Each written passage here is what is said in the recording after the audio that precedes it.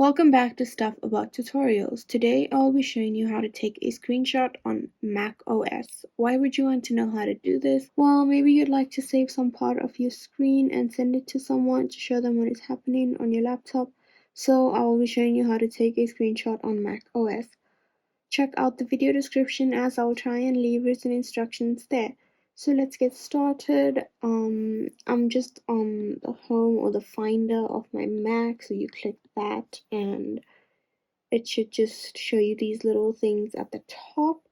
And then if you click on the go option that's here in the top left corner, and then go to the utilities option that's here, and if you click on that, it takes you to a bunch of utilities that you have.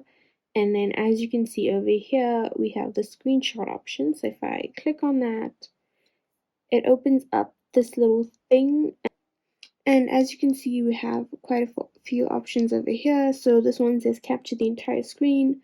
This one allows you to capture a selected window, and this one allows you to capture or take a screenshot of a selected portion on your laptop. So I'm just going to keep this one on that says capture entire screen.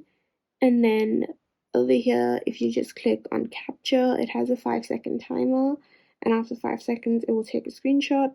So if I click on capture,